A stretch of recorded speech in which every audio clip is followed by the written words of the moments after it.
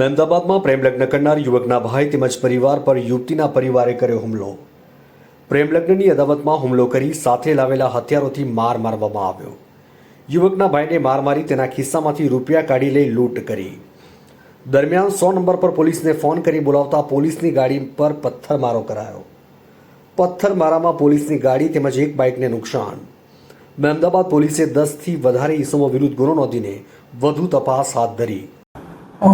ગઈકાલ રાતના અરેરી ગામ મહેમદાવાદ તાલુકાની અંદર પુખ્ત ઉંમરની દીકરી ભાગી ગયેલી હોય, ગામનો જ જેની સાથે ભાગી છે એ ગામનો જ યુવાન હોય, એટલે બે કોમ વચ્ચે વૈમનસ્ય હોય, એની રીસ રાખી એક કોમના વ્યક્તિઓ ભેગા થઈ અને જે દીકરાવાળા છે એના ત્યાં જઈ અને બોલાચાલી ઝઘડો હથિયાર ધારણ કરી અને તોડફોડ પણ કરેલી અને પથ્થરમારો કરેલો। આ બાબતની જાણ થતાં તાત્કાલિક પોલીસ અને તમામ સ્ટાફ, એલસીબી, ડીવાયએસપી સાહેબ અને તમામ ટીમો, મહેરબાન પોલીસ અધિક્ષક શ્રી રાજેશ ગઢિયા સાહેબની સૂચનાથી તમામ વ્યક્તિઓને ટીમો બનાવીને પહોંચી ગયેલા, તેમજ જગ્યા ઉપરથી કોમ્બિંગ કરી અને 21 જેટલા આરોપીઓ રાતોરાત લાવી અને ડિટેન કરવામાં આવેલા, તેમજ ગુનાવાળી જગ્યાએ આજુબાજુથી સાયન્ટિફિક પુરાવા પણ મેળવવાનું કામ ચાલુ છે।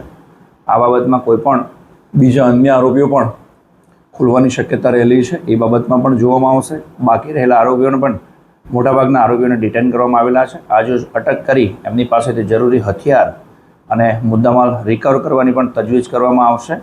બીજી વાર કોઈ પણ આરોપી આ પ્રકારનું કાયદો હાથમાં લઈ અને કોઈ પણ કૃત્ય કરશે એ સાંખી લેવામાં નહીં આવે અને એમના વિરુદ્ધ સખ્તમાં સખ્ત સજા કરવામાં આવશે। આજરોજ નામદાર કોર્ટે એમના વિરુદ્ધમાં આઈપીસી ધાડની જે કલમ લગાવેલી છે એ મુજબમાં ધ્યાને લઈ એમને તમામ 21 આરોપીઓને બિલોદરા જેલ ખાતેથી વોરંટ ભરી અને જેલમાં મોકલી આપવામાં આવેલ છે।